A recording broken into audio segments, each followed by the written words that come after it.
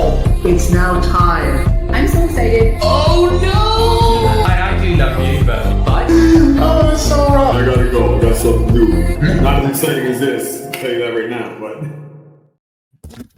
Hello, everyone, and welcome back to the Survivor Now podcast, and welcome to our AU versus the World recaps.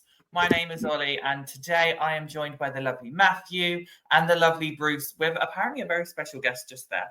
And we will be recapping episode 4 of Survivor AU versus the World. First things first, Matthew and Bruce, how are you both doing? Matthew, you can go first. I'm great. I've never been better in my life. Thanks for asking, Ollie. I really appreciate it. That's what I'm here for. And Bruce, how are you?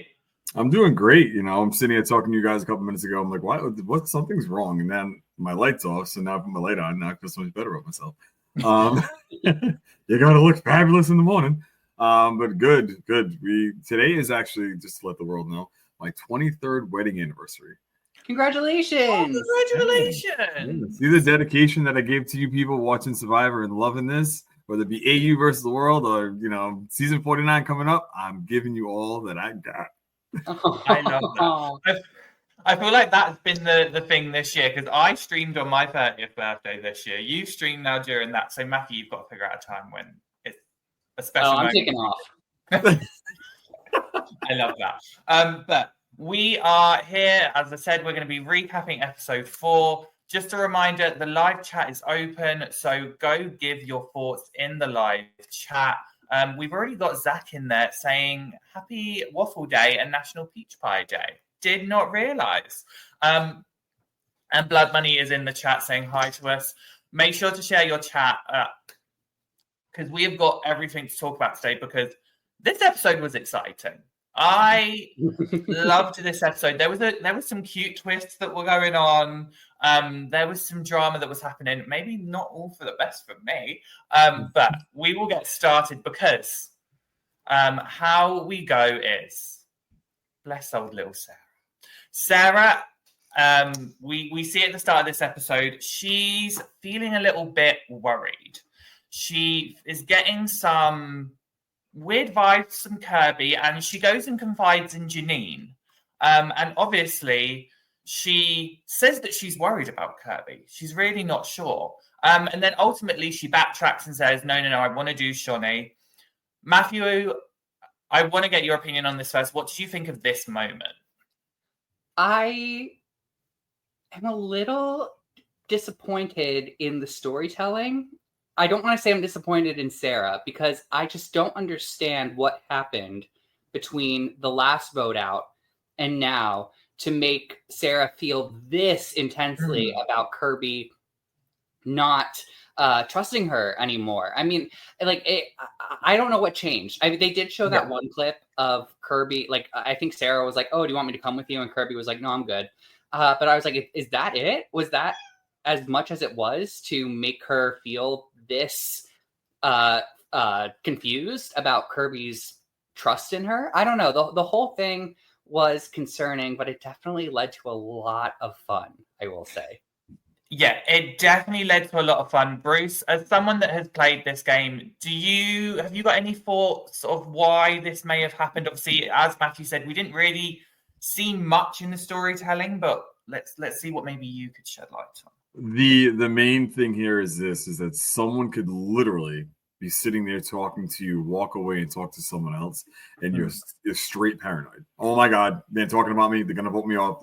You could have had the greatest conversation about personal life. You could have had a conversation about, you know, the game, this and the other, and all of a sudden they walk away, and that little thing in the back of your head is like, wait a minute. Did I say something wrong? And even with Kirby saying that, like, you know, nah, we're good. Oh my God, what does that mean? What do you mean when you say that? Like, yeah. And then that paranoia, once that kicks in, unless you know how to handle it, you're screwed. You are definitely screwed. Yeah, definitely. I mean, obviously, we all know me. I am the Sarah defender on this show.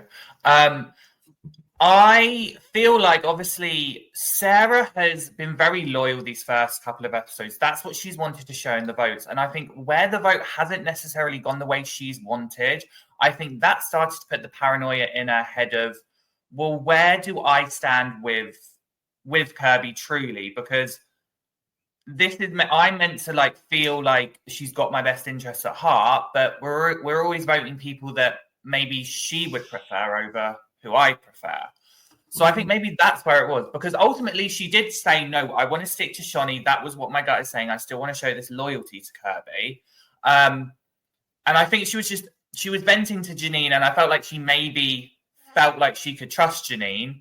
But clearly she couldn't, because Janine... Oh, sorry, you go, Matthew? No, I'm like, yes, anding you here, because she's voted on the opposite side of Janine this whole game. So I don't understand why this information felt safe to tell Janine, someone who was clearly on the bottom based on the votes. And of course, Janine takes this information to Luke. It's very valuable to the two of them. So it was very odd. It was a very odd choice. Of course, I'm not a player. I'm not there. I don't know. But as a viewer, I felt that this was an odd move. Yeah. When I saw this scene of Janine and Luke, and I saw them discussing what Sarah had said, to me, I thought it was going to be, right, they see that Sarah isn't sure. Let's bring in Sarah. Like, she's clearly not feeling like she can fully trust Kirby and Shaunie, maybe because it doesn't seem like they have her best interest. But instead, in this conversation, they go, well, let's go tell Kirby what Sarah said. Bruce, what did you think of that? Because I thought it was going to be, well, let's pull in the one person, but instead they've gone, no, let's pull in Kirby. I think because the two of them are in a good position, they might want Kirby to be with them. You know what I mean? Just kind of to build up a little bit more of an alliance, whether it be short-lived or not. And then have it so the ammunition is set and when the time comes to vote Sarah out, if that's what they want to do. So again, it turns into the situation. This is something that they can now hold against Sarah by going to Kirby. And then once that seed is sowed, even if it's a lie, once it's sowed, you're done. Like, again, aka the paranoia aspect of it all. But these two working like that and going to Kirby like that, to me, it made a lot of sense.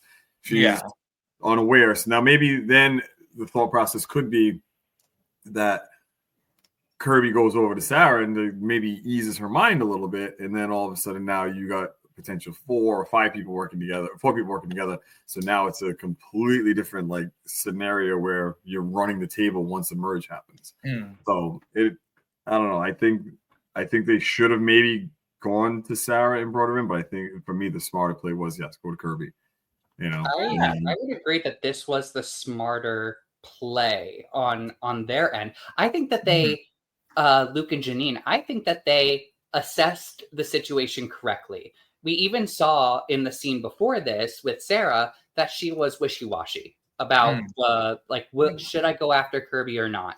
But I feel like Janine and Luke both realized that the person to commit to voting out an ally is Kirby. So I feel like that the two of them assessed the situation where they were like, okay, if we need to get to the top, what is our best path to get there? And that's something that Janine has been very good at, especially like watching her first season. She always talks about percentages. She sees the game in percentages. What's going to get her one step forward? What is the most likely scenario? So I thought that this was a correct assessment on their point.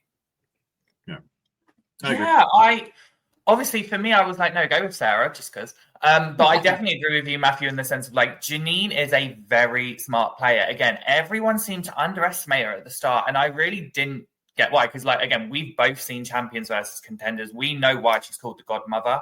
I just want to get a chat out here from Harvey. I really hope I said your name correctly. Sarah's storyline this season has been fascinating to watch, and I do agree. It's been great to watch, just because I love watching it.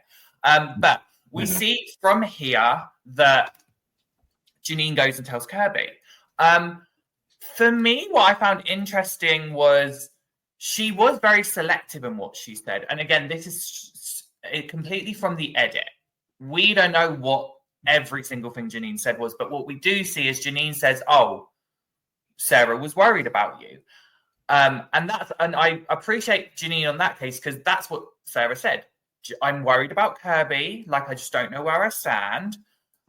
She never mentions about saying that Sarah's still thinking Shani, but obviously with this, then Kirby starts to have, I don't want to say like doubts in Sarah, but it does just seem like Kirby splits like that.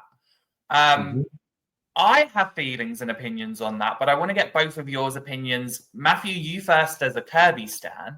What did you think of this moment? Well, what I absolutely loved about this moment, I mean, I we'll see what happens in the future, but I'm concerned for Kirby. Like, I feel like this is,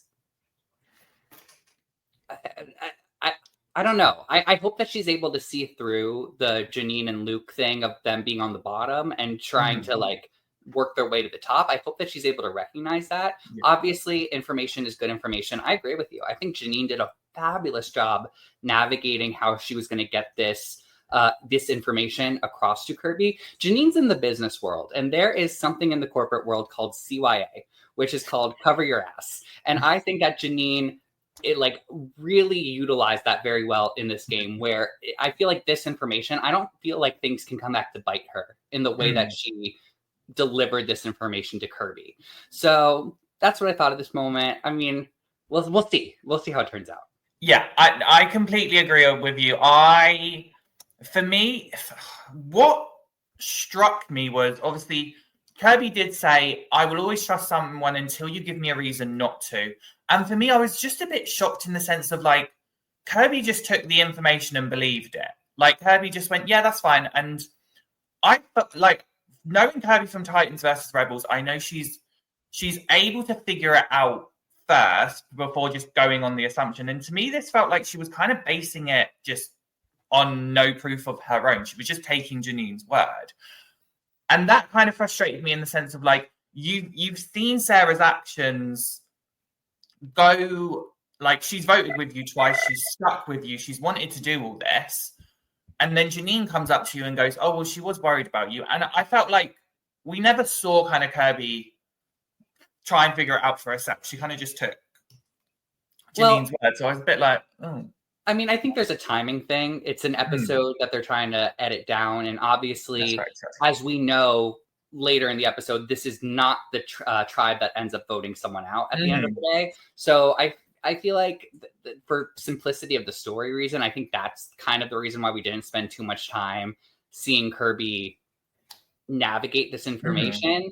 Maybe in a future episode, we'll see, but it didn't bother me as much. Yeah, I mean, Bruce, go for it. Sorry, I want to apologize for that. My phone was going off. I'm like, no! But just in being someone that's played the game, if you guys remember season 45 or whatever, there was a moment in time where there was a potential game plan that was going, and then I had a conversation with Emily, and Emily came to me and said that Mama J is not working with me. Mama J wants to vote me out. So with no backing whatsoever, even after having a great conversation with Mama J earlier in the day, I was like, what, she wants what? Okay.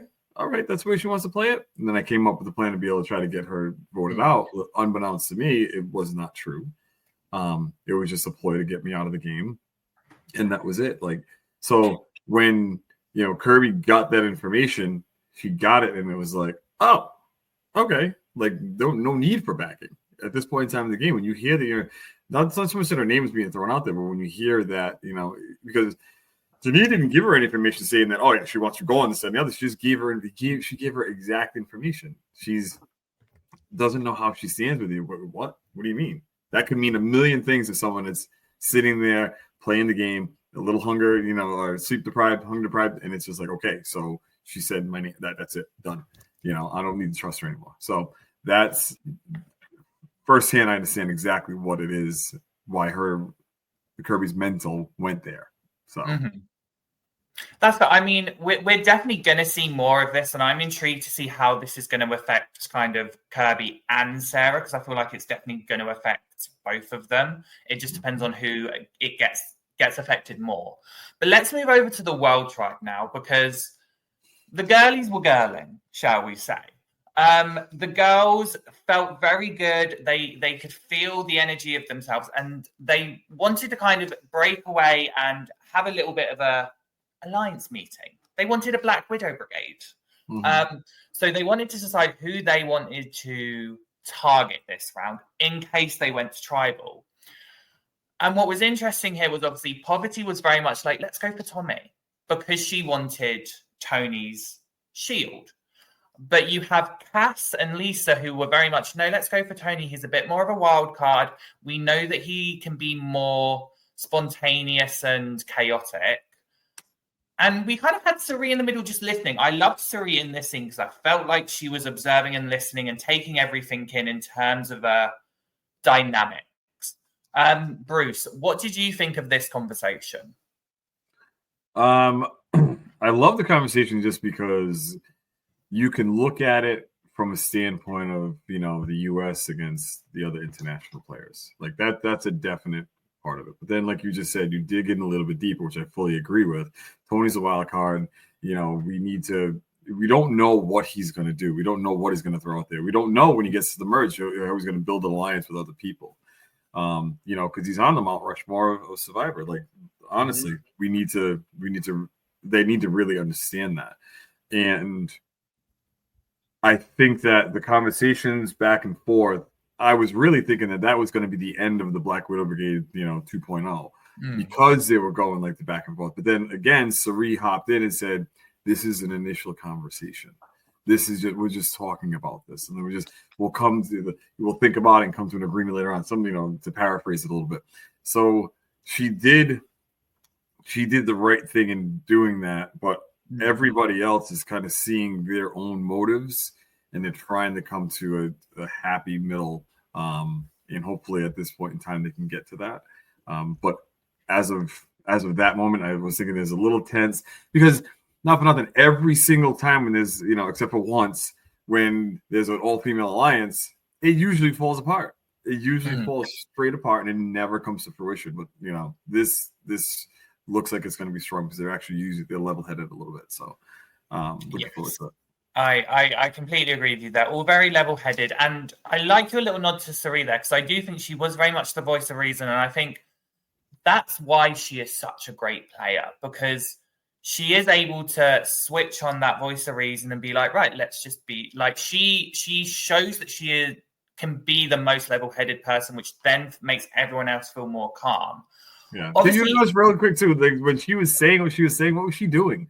Like nobody really you can pick up on this. What she was doing with a smile on her face, like that big laugh she had at the very beginning of this conversation, and then all of a sudden it was like she had a smile on her face, like let's you know da da da, and she got a smile but she's just looking at you dead in your eyes, and it's like, wait a minute, okay, she's smiling too. So okay, Mama Cirie, I got you.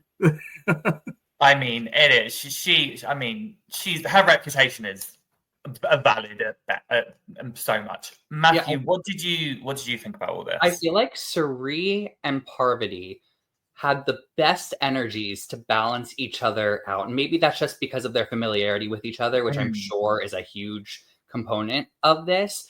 But they're almost like in sync in terms of this like good cop, bad cop sort of dynamic, whereas Parvati is a little bit harder on pitching the ideas, and Cirie is the one there for Cass and Lisa to be like, no, we're still on your side. Like, no, I'm still on your side. No, like we should really consider this. And I feel like I loved seeing Cirie in this space. And then if I was Cass and Lisa in this moment, I feel like the card that I was sort of expecting them to play, and they may have said it in a confessional, but I'm not really remembering, is, hi, we took out one of the international players first. I think you can, you know, throw us a bone here, and you can obviously see where we're coming from, which is we're going to be super outnumbered if we get rid of Tommy. Yes. So I'm sort of expecting them to make that deal with Cirie and Parvati, and I was sort of expecting, I mean, listen, I don't think Parvati and Cirie should have been the ones to say like, oh, you know, you let us do this before, we're happy to do this now. But I think that I wonder if they were expecting to have to get rid of Tony in order to appease this alliance.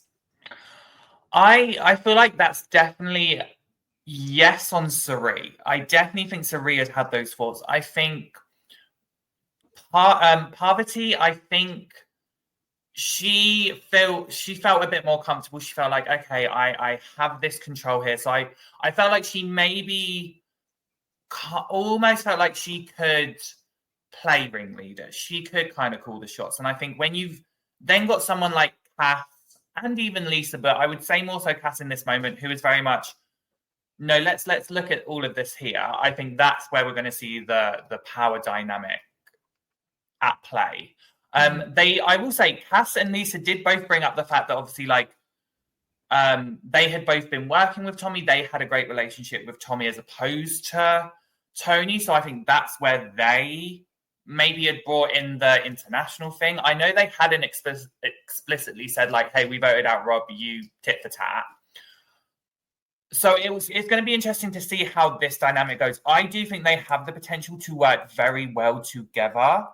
It's just going to be whether it can be a collaboration and not just here's how what I'm thinking. Here's how I'm going to make you all convince you all to do this. If it can be a collaboration, I think this four are going to be iconic.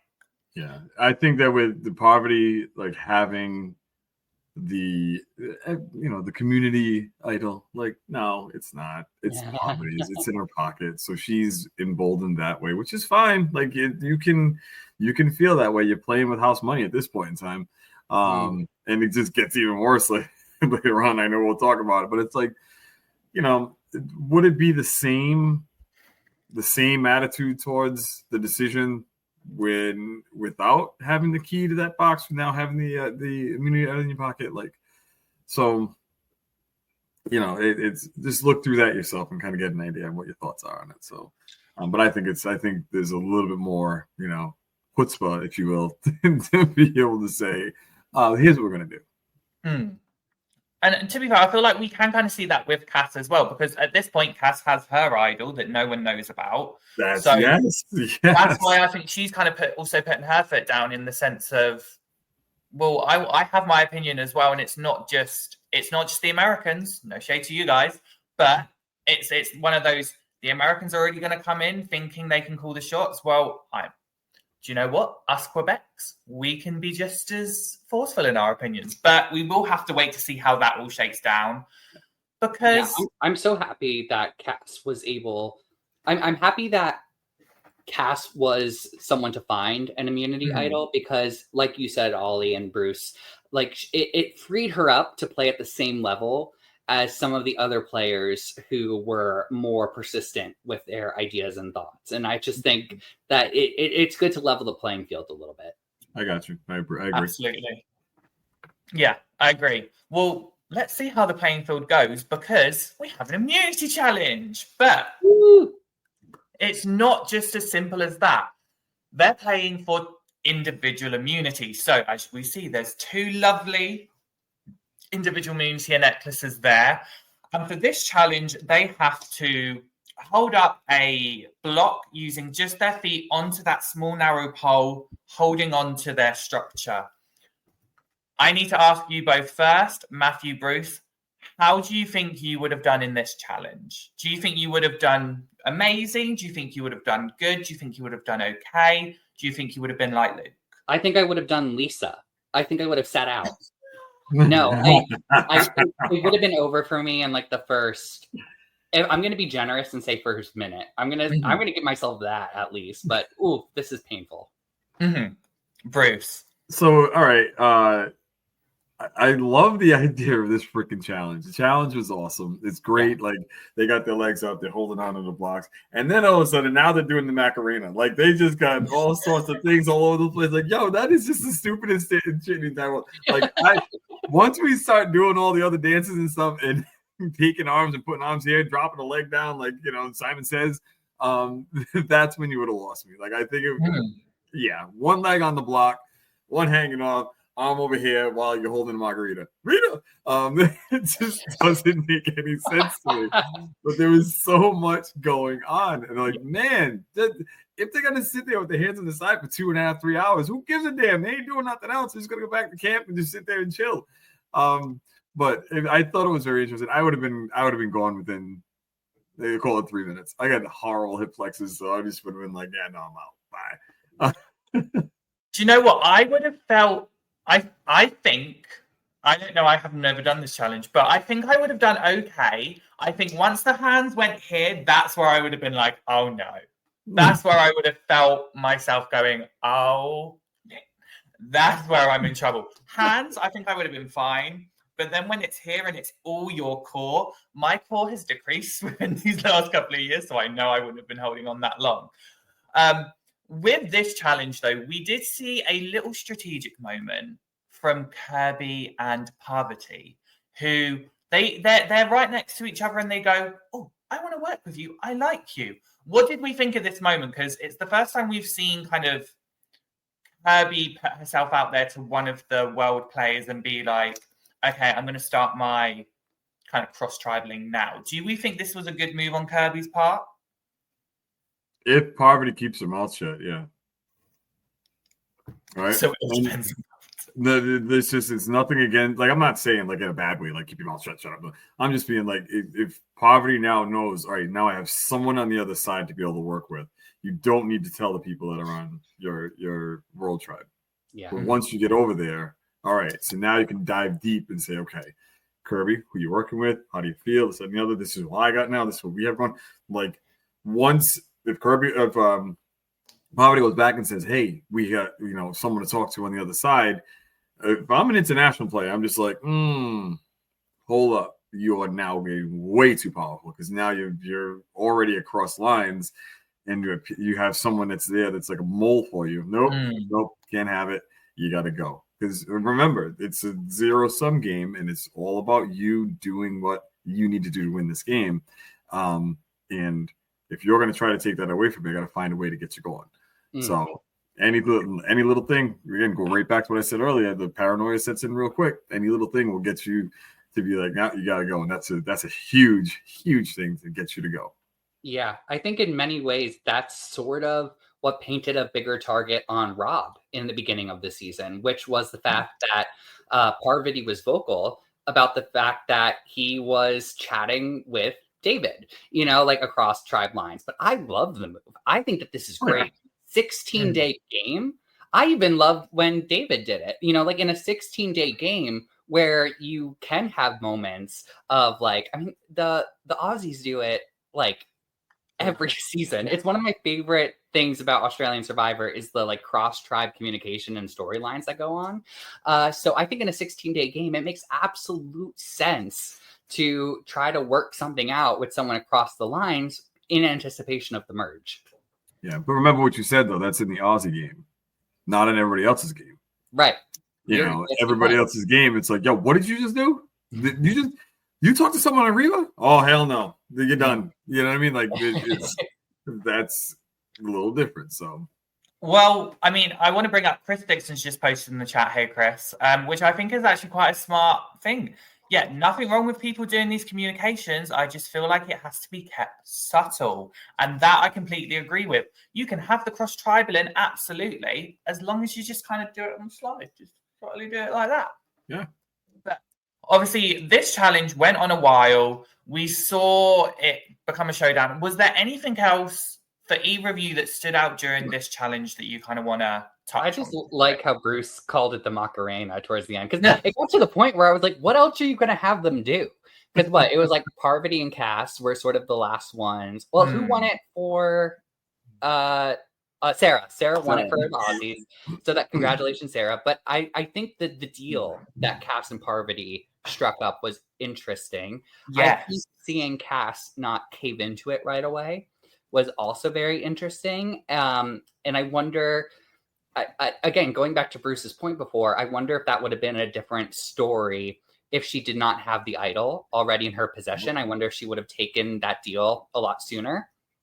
But I was just going to say, but I think, well, I'm interested to see how this deal plays out.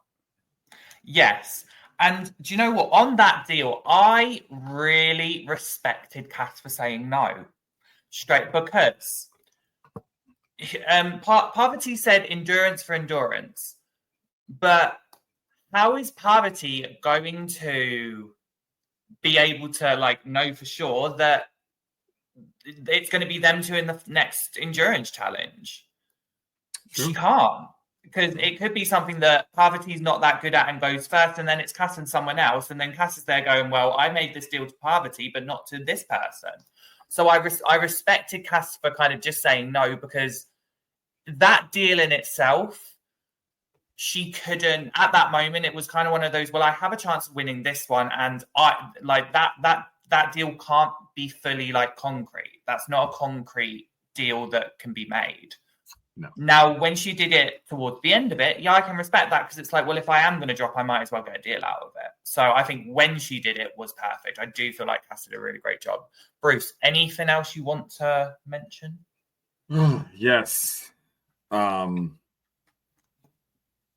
amount of noises that were coming out of I can't. I'm just Luke. I almost said something else's name. The amount of noises that came out of Luke's face, like, dude, cut it out. Like, I understand it's painful, but and I know that maybe the editing added more in there, but I'm just like, bro, like if I was sitting there with my legs up, again, they were well before all that, but like it's painful. Like I'm lifting my legs right down in my chair, and I'm like, wow, all right, my core just engaged. It kind of hurt. But it's like everybody's going through it. Stop. Do you know what? For me, it was Cass also saying, "Is someone giving birth down there?" Yeah. That was hilarious to me. Like Cass just has these little subtle one-liners that I absolutely love. I love JLP laughing at Luke right in the face. Like that was great. I love JLP. I know we didn't really talk about it before. I love JLP. I'm gonna miss JLP. Same. It's so sad to me that this is his last season. But yeah, we'll keep going. But the silver lining is what an incredible season to finish on. Like that legacy is that. I guess that's the silver lining. But I agree. I'm very sad. Yeah. One moment or one person I want to give credit to before we finish this up is Cirie. Because Cirie is not known as a challenge beast. Everyone always like puts Cirie down as someone that, oh, she's never that strong. She lasted she was the third to last person. She finished technically third place in this challenge. So I really want to give Cirie her credit in this, because she beat all of the Aussies. She beat both of the guys, and the only people she didn't beat were Parvati and Cass. So I do just want to give Cirie her flowers in that sense of she killed that challenge for someone that everyone always says, oh, she's not a challenge threat. She's not a challenge beast. I was like, girl's got this. She did great. And I wonder if everyone else, like as you can see here, I wonder if all the other players were jealous that Cirie was in the shade. Oh my God. Excellent. That's the perfect spot. Yes. Amen. Amen. But obviously, we do have two winners to this challenge, and that is Parvati and Sarah. They both won. I do just want to bring this up because we made predictions at the end of last episode. Bruce, do you remember the two people that you said? I don't remember what I had for breakfast this morning. I can confirm that you got 0 out of 2. You said Tony and Kirby. Now... They let me down. Yeah. Now, Cara did say Sarah. Caroline did say Parvati. And I did say Sarah. So we all got 1 point there. But I will say that I was the only other person to pick a second place person. So that's what I'm going to say. But congratulations to both Parvati and Sarah. They have won immunity. I was really happy for Sarah, not just because I am her stan, but this was her first immunity win ever. I do believe she has one individual immunity. So I really appreciated that. I'm just quickly going to the chat. Foth, I want to hope I said your name, Foth. JLP had a great moment this episode when he told Tony, nice try, and then shook his hand. And then Chris also said, yeah, absolutely. She only lost to 2 people who are really great at challenges, talking about Cirie there. And he also says, Uncle Bruce, you had bacon and eggs for breakfast, apparently. Of course. No. Thank you very much. I appreciate it. I had some hot sauce on it too. Now I remember.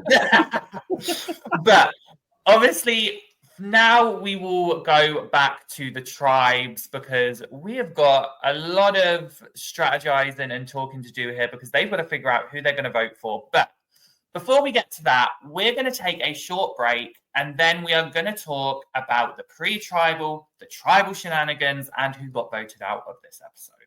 Do you have what it takes to outwit, outplay, and outlast? Katie does. Since 2015, she's been handcrafting Survivor treasures for super fans just like you. Hidden immunity idols, she's got them from one world to the Philippines. Every piece is designed and created by Katie herself. Check this out. Katie's brand new tribe emblem coin, a collectible inspired by Survivor All-Stars, a must-have for any super fan. Keychains, oh yeah. Ride along with Keith's legendary Tuk Tuk or try your luck with the Do or Die twist. What is that, the most famous stick in Survivor history? Yes, that stick. Katie doesn't stop at idols. Oh no, she's even bringing in international flavor with an Australian Survivor cookie idol twist. Idol nullifier, safe or not safe, she's got them too. How about something you can actually wear to tribal? Katie's Survivor earrings are hot right now. Want your idols on the go? How about keychains? Take your tribe with you everywhere. And don't forget Katie's most famous Survivor product, Survivor trading cards. Fans love them, and so do the players. With over 500 cards and full stats on the back, you can collect your favorites from every season, including the full jury from Survivor 48.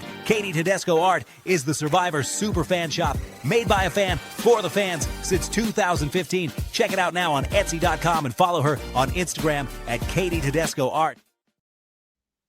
You see it right there. Go follow her, Katie Tedesco Art. She is amazing.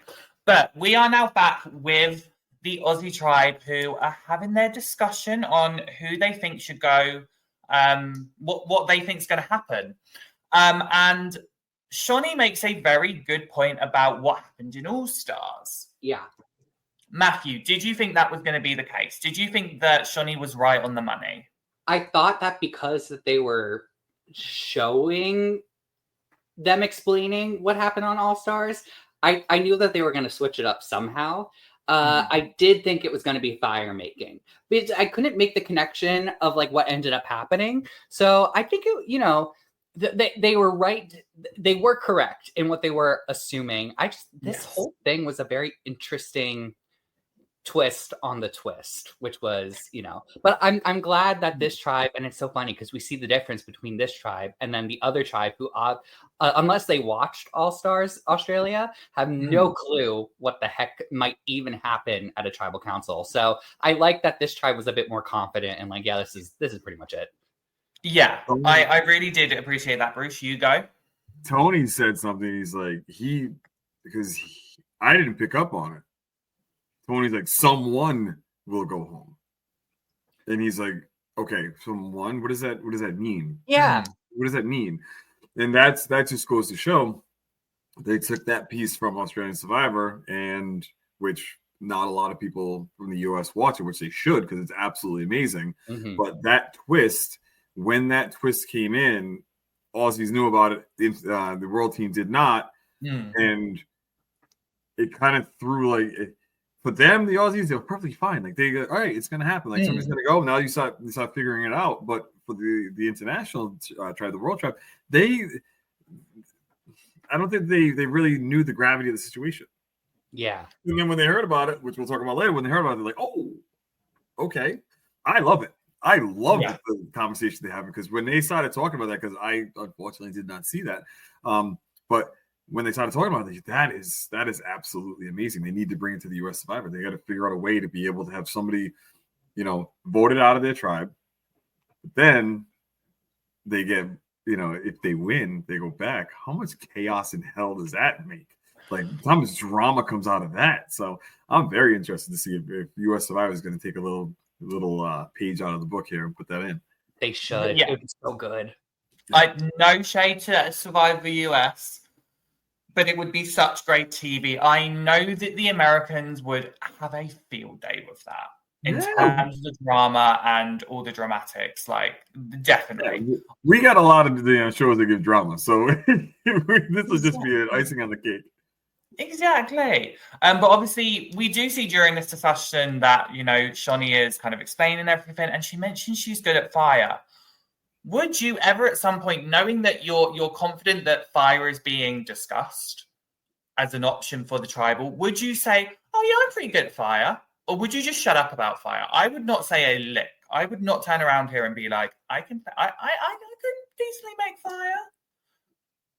Matthew, you're giving me a face. What's this face for? No, like I'm trying to figure out what I would do because I don't think that I would because I also imagine that they're anticipating the All Stars twist, which is one of them gets voted out and then has to make fire against the person from the other tribe who also was voted out, and then the loser of that goes home.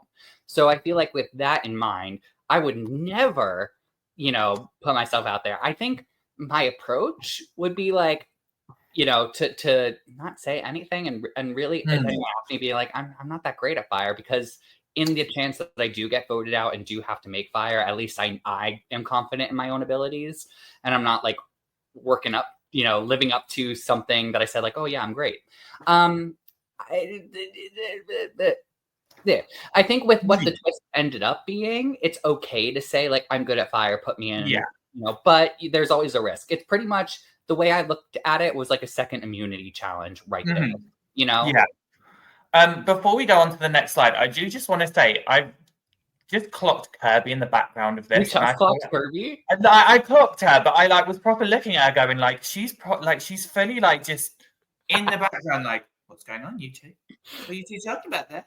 It's funny you mentioned that because I remember watching this and seeing Kirby in the back, like giving that, like, oh, what, like I can hear everything you're saying, and I also noticed that she did something that is, let's see, what's the word I want to look for? Taboo. When you get rice and you drop rice, you gotta pick that shit up and eat it. Like I was watching, she dropped rice, and she looked down and she's like, oh, I dropped rice, and she just kept listening to the conversation. I was like, no, pick up the rice and eat it. You got a 5-second rule. What's the rule? Exactly. But obviously, moving on, we see that Shaunie mentions Janine's name. Shaunie has gone, let's go for Janine. She feels good with Sarah and Kirby. But Luke and Janine are like, no. Like, especially Luke. Luke's like, no, I don't really want to go for Janine. We've made a pact. We're a ride or die here. And they approach Kirby and say, us three can work really well together. We see that happening because at this point, Kirby's upset because she wanted to go for Sarah. Now, this is, again, where I was a bit like, this is where I felt like Kirby had a little bit of tunnel vision strategically. We all know I love Kirby. But she really wanted to go for Sarah at this point. And I was like, but you didn't give her a chance. But anyway, that was my run over. We see here that both of them pitch Shaunie to Kirby. What did you think of this moment? Because, again, for me, Kirby has said like she's loyal, she wants to like play with her people, but now she's entertaining going with Luke and Janine at this point and kind of going, right, I've got this secret relationship with Shaunie, but there's this. What do we think? Obviously, I know there was a lot else going on later on, but Bruce, I want to get your reactions first. Again, she got some information in the middle of the night from Janine, and now, like most people that play this game, there's a gravitation towards these people because you just gave me information that's going to help me along in this game. Like, you're looking out for me and also yourselves, but you're looking out for me. Fine. Now you have me. Now I'm here with you. And that's kind of one of those things that doesn't happen all the time, but it makes it's easy for people to be able to move because you have to find a home somewhere. You got to trust someone, and somehow, some way, and a little slight bit of information, whether it be true or false, there you go. You make your move and you go over to where you're wanted, and I don't want to say respected, but you're wanted in that scenario, and you're going to be taken care of. So you think? Yeah, definitely. Matthew, have you got any thoughts on this before we move over to the World Tribe? No, honestly, I think because this tribe ends up being not the tribe to vote someone out, I kind of forget this interaction. I think it was also kind of smoke and mirrors, to be completely honest. I don't think that, especially because Kirby was so focused on Sarah at this moment, I don't think that Shaunie was really an option for her. I can't, I wasn't there, but I think it was just kind of like a smoke and mirrors thing. All right. Okay. Well, we'll have to wait and see later on in a future episode, because we're going to the World Tribe, who things were definitely a bit more chaotic, shall we say, in this pre-tribal discussion, because the girls were still deciding what they wanted to do. And what I found really funny was, well, not funny, but I thought was a good thing on Tony, where Tony was like, I can see that there are conversations being had. I'm not a part of them. So chances are the conversations are being had about me. So he tried to make sure that the girls never had a conversation alone. What did we think of this kind of moment here? And because we're going to get into all the other discussions that were had, but what did we think of this part? Tony's doing his job. So He's good. got to do his job. Like it was very good. But once you sit there and I can only go back to what I know. When I had the conversation with Kendra on the beach, like in my pariah, like, like when you feel that people are having conversations and you're not included, or you feel that conversations are about you, you're gonna want to find out what's going on. So, or make sure that you're part of it without them talking to you, and that's how Tony felt at this moment in time. So he read it right, but how he goes about it is, that's left to smarter people than me. Yeah, definitely. Matthew? I feel like if Tony didn't have the reputation that he has in the game, he's a 2-time winner. He's like, he knows what he's doing. And I think that Parvati and Suri, especially since Parvati has played with him before, and Suri has played with him before Game Changers. So, yeah. So I don't know if they ever interacted in that season, but they're both familiar with how he plays. Yeah. So I think that if only he didn't have that reputation, I think the aloofness and I'm just here gathering sticks and I'm just cleaning the pot. I feel like it almost could have worked. I really like that he attempted this, and I think it was the right thing for him to do, because it's not like it's going to paint a bigger target on his back just by being close to the conversations. But we even saw that it affected, I think this moment here, Cass and Parvati were just kind of smiling through the awkwardness of we can't really talk right now, can we? So I think it kind of worked. Yeah, it definitely worked, and we did see this get Cass's it raised Cass's concerns, because at this point she's now gone to Lisa and gone, hey, I'm really not sure about this. We need to make sure that Tommy is safe. We both want Tommy. We've had this discussion in the previous one, we were kind of rooting for Tommy to be the non-target and it to be Tony. And we're seeing them really say international strong. Do we see this as where we're maybe seeing the divide now within this potential kind of foursome with the girls? Because we do see in this moment, Cass and Lisa also kind of say, the person that we think we can get on board here is Suri. Yeah, I think that they're saying that of Suri for the fact that maybe they're reading the fact that, yes, let's go back to what we were talking about earlier. Suri's the peacemaker. She just wants to make sure that everybody's perfectly fine. And if you remember, I think the conversation was with Lisa. And I believe Suri said, just like you, just like me, as long as it's not me. Anybody, as long as it's not me. So that's a page out of Sandra's book, anyone but me. And they both kind of subscribe to it. So, and then also to this photo that we're looking at now, Cass, she's her posture and her demeanor, she knows that she has an idol in her pocket.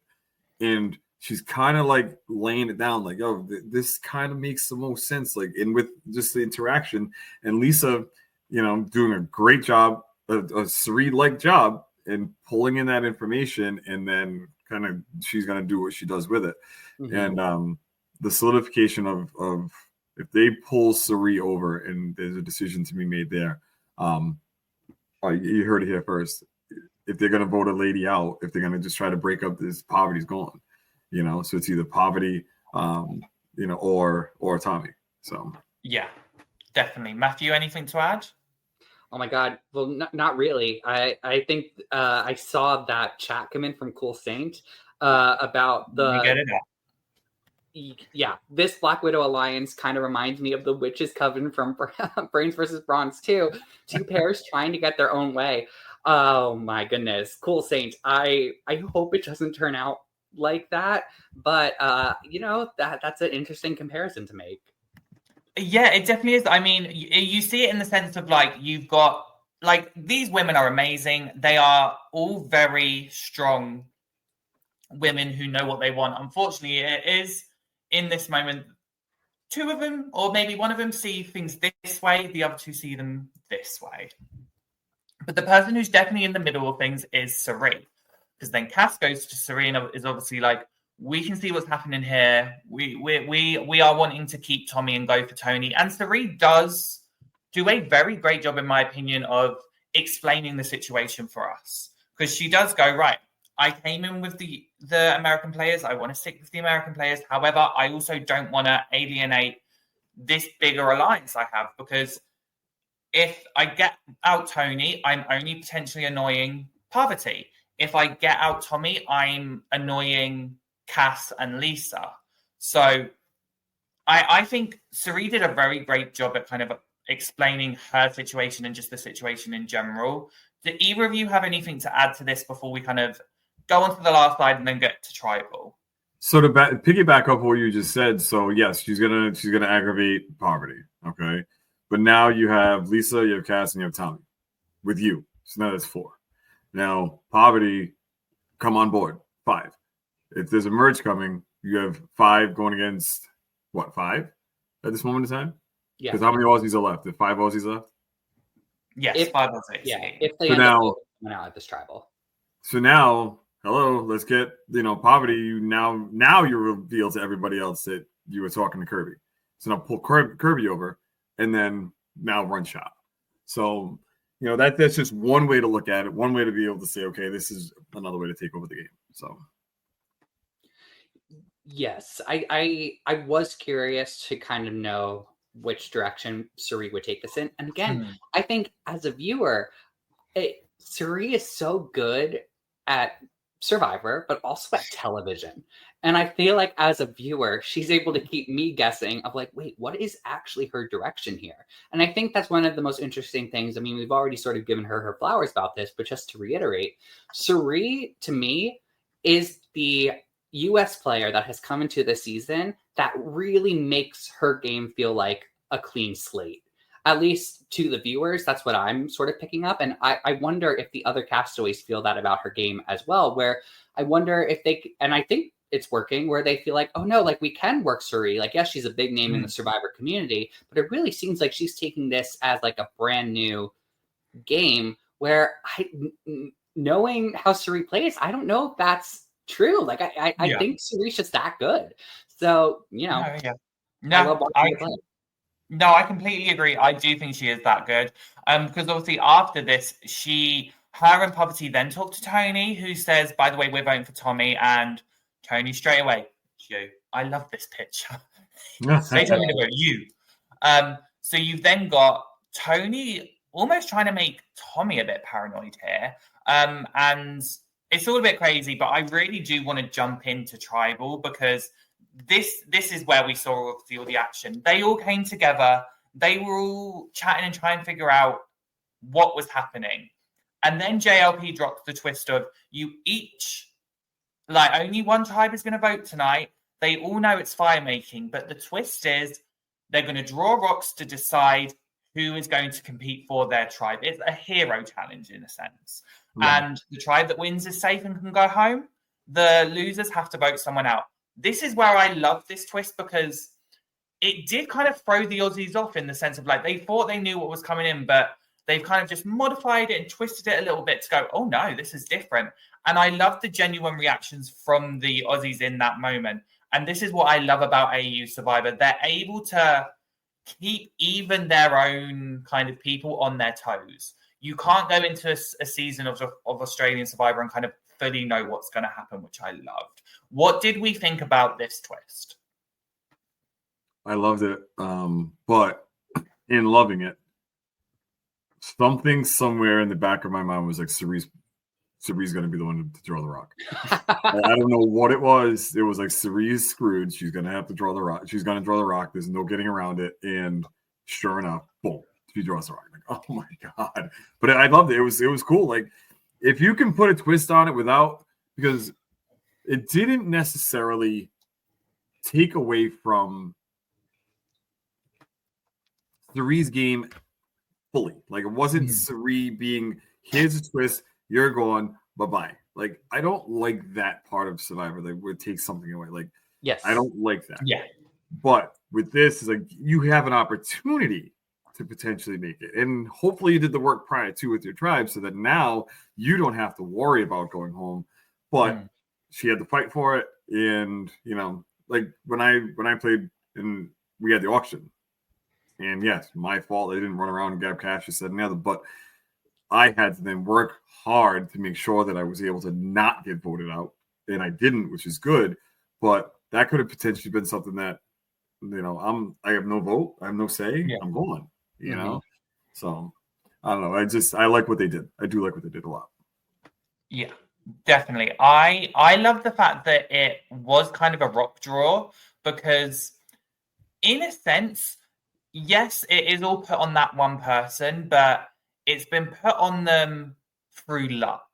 So the tribe can't necessarily sit there and go, well, you cost us all this and get kind of mad at them because that person can then go, well, I didn't purposely draw this white rock. I didn't purposely luck put me in that position.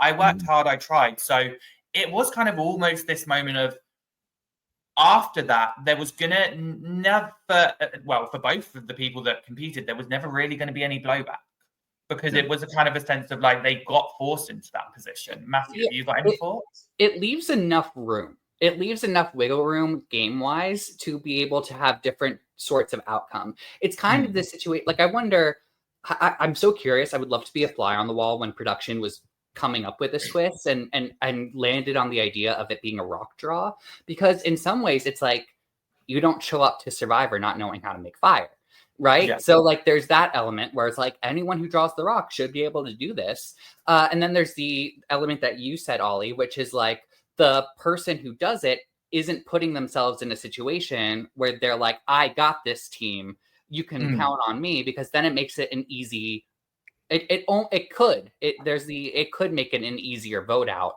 if that's what ends up happening. So I feel like it was just enough for it to still be strategically interesting.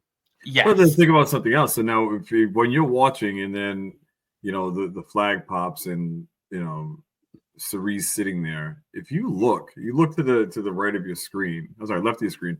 Cerise still trying to get that going. Now, if she was sitting there looking and looked over and said, "Okay, this girl's got a roaring flame. Hell with it. I'm not going to do anymore." They could have been like, yo, she just gave up during what? Like, how are we going to do this? How's this going to happen? No, she just kept going. So I know I kind of skipped ahead, but that helped her out with the target being off of her. Like, there was no one that probably went back and said, well, you know, she just quit. And there was none of that. So, yeah. Oh, good. Yeah. I mean, yeah. So obviously, as we can tell, the people that got picked were Sarah and Sari. I do just want to bring up Cool Saint's comment here going, the two people with immunity should have selected the best fire-making people. I would have loved that twist as well, because then the people with immunity would have had a bit more power, not just being safe potentially. So Survivor AU producers, keep an eye on that. I like that. But we did see both of these players. They were so scared to do it. And I loved that in the sense of like it gave them both a chance to prove themselves. I want to get both of your moments on, like, your favorite moments from this fire making, but I do just want to both ask you, and kind of Bruce specifically as being someone that's played and kind of been out there, what did you think of this swinging technique? I've never seen this technique. I was like, oh my God. You know what? There's two things that I love about this. One is that I've never seen it before, and that makes so much sense to me. Like, that was you're moving your arm, like you're moving your shoulder, like your torso. You're good. You know, it's put music to it. Like, it's all good. Like, that would have been so great for production to do. But the other side is that when you start blowing on that, and if you inhale that is horrible. It is absolutely horrible. It gets in your lungs, eyes, and it could stop. But it like with Sari, when she was doing it, she was blowing on it and she was blowing it out, because you have to like it's a certain way. You can go harder with it, or you can just go nice and slow, whatever have you. Like, you have full control over that without sucking it into your lungs. So I saw this, and please know that if Survivor US for season 51 and on, if They watch if they're watching the world, all the rest of the world. Someone's gonna do it, and it's gonna be like, oh my god, it's so innovative. Now we We're can go going to back be and sat there like, seen that, been there, done that. Like it's just, but I loved it. I loved that she did that. That was really cool to watch. I think You it know, was so cool that it was apparent that they spoke about it. Like you could tell that like as a tribe, because I think Kirby was mostly the one that was sort of coaching Sarah through it as she was doing it, like if I remember correctly. And I just love that because it looked ridiculous at first. Like it looked so ridiculous, but then once it caught flame, Sarah looks like such a badass. Like it was so In her hand, yeah. But I completely agree with you, Bruce. If anyone in 51 or 52 come on there and start doing that and people give them their praises, I am just going to stick a picture of Sarah online and be like, you give her flowers. That's it. Amen. No disrespect to this person, you give that person their flowers. I do remember that she started it and then it was Kirby that was like, yes, yes, yes. So I think it could have been mentioned, but obviously I'm sorry, if I can just touch on it a little bit. This is probably something that is done in Australia. This is more than likely like the way that fires are started because it's just so much easier. Either that or a gigantic, like palm frond or something, just kind of, going at it that way. Like this makes perfect sense when I saw this. At first I'm like, oh my God, then it's okay. The Australian tribe, like this is probably how it's done in New Zealand, Australia, Fiji. Like that's, it probably expends less energy doing it that way. Yeah, definitely. I mean, we saw this happen, and let's just be fair. In the end, Sarah was the one to make her. I love this photo of Sarah. This has been such a hero episode for Sarah. Can I just say, like, as a stan, absolutely love it. Like, she won immunity, she won fire making. Like, go on, girl. I do have to ask, though, and I feel like Matthew will get this reference. Matthew, because obviously everything that had been happening beforehand, we'd seen that her name was out there. We saw that, the target was on her. Did this feel a bit Eileen coded? I thought the target was mostly on Shawnee. Yeah. Obviously, in the sense of the heat was on Sarah at the start, and then she won immunity where Eileen won immunity for her tribe. That's where I was kind of going. Oh, I see. Well, I think that, I mean, yes, Eileen is a great example of someone who was on the bottom of their tribe who ended up really having to get out of their comfort zone in order to win an immunity and therefore guarantee their safety.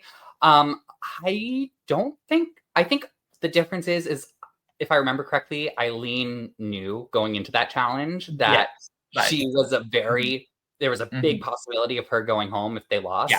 Whereas Sarah, I don't know if she realized that her name was sort of out there in the way that it was. So I think that there are other examples that we could point to of this, but yeah, I see what you're saying.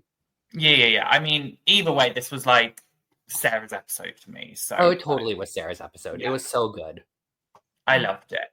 But obviously that does when the wind was blowing her flame and she went to the other side of the table or whatever and pushed it over. Like that was absolutely awesome. That was, and it might not seem like a lot of people to a lot of things to a casual viewer, but that flame's only going to stay for so long. Like you want that thing to stay in the middle of it. Yeah. Once that breeze starts coming through, that happened to in US Survivor. Teeny. Was it Teeny? Teeny, yeah. Like here's the line and here's the flame. Like it's, what do you got to do? So you got to move that thing over. And when she did that, I was like, yes, go. That's awesome. Bruce, I'm so happy you mentioned that because that was also going back to Australia All-Stars. That's what happened with the person who won that fire making challenge as well. They had to stand in front of their flame so that the wind didn't push it. Yeah. And I think I've only ever seen one person on US Survivor figure that out. But like, it's so, I was so happy when the wind started. I was so happy that either Sarah, they all talked about it as a tribe. Like, if that happens, this is what you need to do. I was just like, she got the fire started. She built it. I didn't want something like the wind to take that away. Yeah. That variable, always a variable. Well, obviously it didn't, and I was so happy about it because it then meant that the Australian tribe was safe and could go back to camp. But unfortunately, it did mean that the world tribe was going to tribal. Womp womp. Womp womp. Womp womp, but oh my god, because it was chaotic. I need to ask both of you right now, shoe as a necklace. How are we feeling about this? Matthew, is this a sparkle or snuff? This was an ignite. This was an ignite because I don't know what Tony's brain is like that he was able to say, okay, immunity idol equals shoe equals put around my neck. It was so brilliantly. I don't want to say dumb because I see where he's going, but it was like, it was so head scratching is what I will say. Yeah. Like it caused confusion and I appreciate it. Oh God, absolutely, Bruce. Go for it. The only way that it would have been a little different, it would have been a copycat remember the Q skirt? Q skirt. If you would have said, this is the immunity idol Q skirt. Like I got one in here, like, but I looked at it and I'm like, again, I'm with you, Matthew. I'm just trying to figure out like what in the hell made him think of when I had mine was in my shoe. Like my bag was pillaged. They went through my bag to try and find it to see if I had it. And I put the parchment inside of, underneath the liner inside of my shoe. And I and tucked away in the front of my shoe was where the idol was. And I'm walking around and you never knew it was there. But so when he did that, I was like, oh, shoot, that's genius that you have it in your shoe because that's where I put mine. But when he wore it around his neck, I'm like, oh, Tony, here comes chaos, Tony. Here it is. And then, if we're going to talk about it, like the back and forth between him and Poverty, I hear a mom and dad fight. Like, I was just like, my God. I'll go to this slide. This is this was as good at like when he obviously it caused the girls to go chat, and then Tony went, did Parvati tell anyone about this? I mean, great instinct on his part, knowing that it had been found and that he could kind of try and throw the blame. Obviously, he didn't have all the info, which is why it was fortuitous for Parvati to be like, no, I can check you in this easily. But, oh my God, the back and forth that occurred here. And I think you even see in this picture, Parvati is literally looking at Tony like, stop talking. Stop trying to come for me. This was insane, Matthew. What? Just tell me your thoughts. So much. It was almost equal part brilliant and equal part. What are you doing? Like it was so incredible. And there's a couple of things that I want to sort of touch on while we're talking about this, which I think is okay. I think that Tony swinging big and talking about Parvati opening the box. I think that it could have worked if he. Oh, sorry if you heard the cat. It could have worked if he, because I feel like he sort of backed out when he said, "Oh, she didn't tell me about it. I saw her with it." Like I feel like he, if he was to commit to this, I almost wish that he said, "No, she told me. She told me about it," and maybe plant some doubt in the Girls Alliance as to Parvati's trustworthiness. Like I feel like he was almost there. I thought that watching Suri in the middle of this was so freaking funny because like you could tell that it was just like, again, just great TV. We'll talk about it, but yes, it was brilliant. It was dumb. I loved all of it. Yeah. I really do. I'm sitting here and I'm remembering this whole scenario. And I'm listening to you speak, Matthew, and I'm like, okay. The better thing for Tony to have done was to have a conversation with at least two of the women about, I know she has the key. I know she got in that box. You know what I mean? Like he did it. I don't want to say a rookie mistake. I don't want to say that. This is an act of desperation at this point because he knows. And if he pulled like a Rob brought that information out at the tribal council that she has friends, she was on the show, with, it's you're waiting too long to divulge that information. Like, who else did you tell before you got there? Because now, Tony, if you would have said something to either one of those other two, because he's very smart, he knows what's going on, he's observant, but you can sit there and set yourself up by saying, okay, hey, I really know that she has the key to that thing, and I know this, that, and the other. Because if you feel like you're on the bottom, like, get that information out. Let Tommy know. I don't know if you let Tommy know or not, like, but let him know, like, bro, like, this is what's going on. Like, talk to your girls over there, because there's the four of them coming at us. Like, why don't you and I work together after this international US thing? This is just about winning Survivor.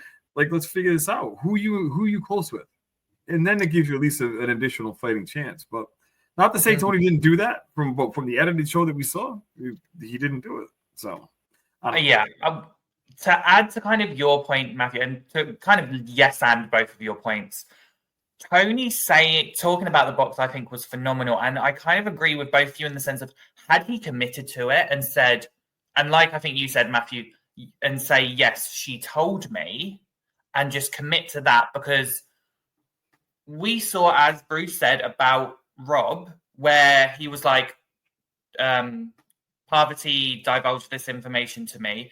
If Tony can then continue that, saying like, she told me about the key, she told me about the box, she told me that she'd opened the box, she didn't tell me what was inside of it, but she told me she'd opened the box. You've then got two instances now where Parvati has allegedly divulged information that I think could have been a lot stronger in the paranoia than just obviously like what Matthew, you said, where he had backtracked and then kind of was like, I just saw her open it. Like, I saw her with the key. That's where I think it went down. If he had kind of just sat there and gone, yeah, I saw, like, she told me about it. I know that she has the key. I know that she has most likely opened it. She hasn't told me what it is, but I know that the box has been opened. Had he done that, I think it could have been a bit more powerful and put the girls more on edge. Not to say that it didn't, because it most definitely did, because as we saw, the internationals then went and spoke. Tommy kind of told the girls what Tony had said about going for Cirie, breaking up Parvati, and Cirie. I kind of do love the storyline of all this, where it got so chaotic that in the end, the internationals really kind of did have the power in this moment. Like, Tony not necessarily gave up his power, but where he went so guns blazing, having to, you know, have his back against the wall and do whatever he could, he kind of brought Parvati with him, and then kind of, in essence, gave the internationals the power to say, like, you've got the control here. Whoever you vote for will go home. So what did we think about this before we obviously get to the vote? Well, I think that was his best play. You know, I think that he didn't have power going into this tribal council. So I feel like to say that he kind of lost his power, I actually feel like he sort of gained a little bit by making all of this chaos happen. But I think that, considering how the vote ends up, I think what I figured out was that Tommy was never with Tony. And I think that Tommy was never with Tony. He was always, you know, with the rest of the non-US players. But it wasn't even, I don't think Tommy being the only guy left on the tribe besides Tony, like, that never played into his storyline of like, oh no, I got to figure out a reason to keep Tony. Like, I don't even think we got a confessional from Tommy being like, I really need Tony to stay. So like, I think looking back on it as a viewer, I feel like I could have figured that out a little bit earlier, but I didn't. So like, seeing this, it's so interesting to me that it's just interesting to me that I don't feel like Tommy was ever in the Tony camp. Yeah. I fully agree with that. But one of the things also that I'm taking a look at and seeing this picture and then going back in my mind is, remember what I said earlier? The three of them grab Cirie, and here we are. So Cirie gets up, walks over. It's almost like they had arms wide open, and they say, come on in, let's chat. You know what I'm saying? So Cirie's in a great spot. The blunder that I'm seeing here, though, is, Tony, you picked a fight with someone that has immunity and necklace around her neck. So are you trying to get her voted out after you get voted out? Like, what's the deal? Like, you know what I mean? Like, you got to try to find the dirt on somebody else. Like throw somebody else on. Like arguing back and forth with her, it's going to create chaos and just get you voted out. Like they're not going to go after Tommy because why? Tommy's like he's not causing mayhem right now. So you're picking the fight again with someone that's got an immunity necklace around her neck. You now know she has an idol, and everybody knows there's a community idol. So yeah, whose mind are you trying to change at this point in time? Like there's Tommy's, but read the room. Love you, well, Tony. well, I mean, you can give Tony some more love in a sec because obviously, unfortunately, all of this goes down, and I love this moment. So we sort of talked about, but the fact that Tony at this point was like, "Why'd you want a coconut? Why'd you go look for sticks? Why were you on Winners at War? Why'd you get cast on Survivor?" Like he was going in on every little detail of Parvati's life. It was so funny to me. And Parvati was so confused as to what any of this would accomplish. Yeah. So funny. And look at Lisa. Look at Lisa in this picture. I know. And I think that we even, like I talked about last week where I was like, wow, Tony's really showing me a different side of him. Like he's really cool, calm, and collected. We got to this and I was like, whoop. Nope, one ain't that. But I mean, obviously, I guess in the end, Cass got what she wanted. Because sadly, we saw Tony go home. We saw the torch get snuffed. The 2-time champ is now gone. Boys, let's just give some flowers to Tony. How did you feel about this moment? Anything you want to say in regards? Bruce, I'm going to go to you first. It's I'm looking at the smile in his face. It's really cool. It like gives me a little, goosebumps just to see that picture of him. I remember when I was out there, and I always keep saying when I was out there, but the second time that I went out and I was voted out, and I was talking to the staff, and they're like, "We absolutely love second-time players because you guys come back, you don't care, you want to have a drink, it's a party, you get to chill, hang out, and that's it." And looking at that smile after obviously making everybody laugh about the sock and everything, like with the rock and sock, like all that stuff, like. Made them laugh even on his way out. Even Parvati was laughing, like because there's no ill will at that moment in time. He's trying to save his own ass and he's doing his thing, but that smile that's genuine, that's authentic. That's like, man, I tried my best and I'm going to have a beer. Like that's it. So good job, Tony. I appreciate you. Yeah.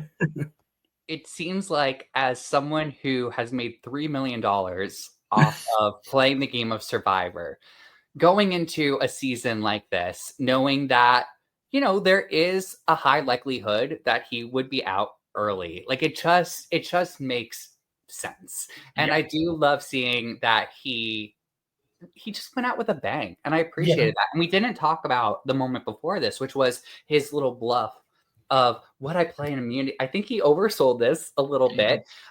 But I thought this was actually really smart because if he stayed, if this worked, and if Cirie ended up going home here, he would have gone into the merge with the ideas, that he has an idol. But that being said, and I think what was smart was that he didn't wave the sock around before the vote, because I think he knew that someone got into that box. He has no idea what was in the box. He knows that someone has seen the idol potentially, so he knows what it looks like.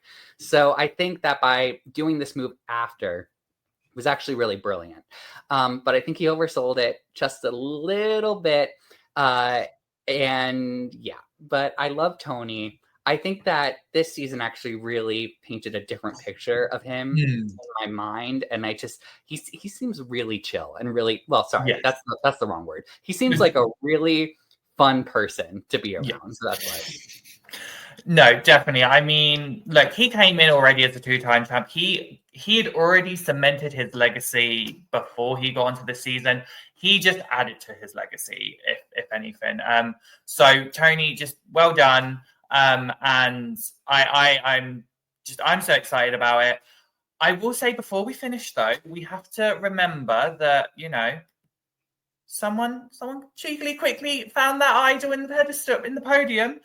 So we do just want to remind people that Parvati did go get that, as Bruce has been saying, the community idol. I do just want to hope that she got her shoes back, though. Notice it right there, people. You see them? You see them right there? Yeah, they're the dangling. shoes. They're the shoes. She left her shoes. That was my main concern after all this. But obviously, Parvati does have now that idol that is not so secret. You know, the girls at any point can go, she's got that. So I'm very interested to see what's going to happen in that regard. But I think we're gonna take it slow now. We've gotten to the end of our proceedings. So I do just want to say thank you so much for joining me today, boys, and talking about this episode. And thank you to everyone that has been in the chat talking. We appreciate it. I guess I've got to do just a little spiel before we end, just letting you know what's going on. Just a reminder that we have got our Survivor 49 coverage coming up soon, as well as two series that has been happening. Pride in the Tribe, where we were celebrating the month of June and Pride and seeing all of that happening. And as well, Babes and Buffs, which will be airing its finale this week. Keep an eye out for that, for a very special guest joining us for the finale. And also just a reminder, we have a Patreon. So if you want to get your name on this little board at the side, please go subscribe to our Patreon. We've got revisits. We have got exit interviews. It is a fun time over there. And obviously, because we've been talking about Survivor AU and the person that's been voted out, make sure to check out our exclusive interview with Tony. We will be sitting down with him and getting all of his thoughts. That will be coming out tomorrow. So just keep an eye on that video to come out. And finally, just a reminder, we will be back Monday night at 8 p.m. Eastern for all your Australians. That is 10 a.m. Australian Eastern Standard Time on Tuesday, where we may be joined by, a certain witch from a coven. That's all I'm going to say on the matter. But we will have an extra special guest joining us. But that is it for us today. Once again, boys, thank you so much for joining. Any last thoughts before we stop? If anything, I'm really looking forward to the next episode. I'm looking forward to the next episode because I would love to see Parvati say, "Oh, JLP told me I had to get out of there. I took too long and I couldn't find it." That would be amazing. I didn't even consider that would be something that she might do. That would be pretty cool. That would be amazing. I want a merge. I want to merge. Let's make this merge happen. So I'm looking forward to the next few episodes. I'm looking forward to tomorrow's episode. I can't wait to see all the shenanigans that's going to go down, and I can't wait to talk about them with you lot. But we will see you guys again for Survivor Australia, AU versus the World, episode 5 recap. We will see you then.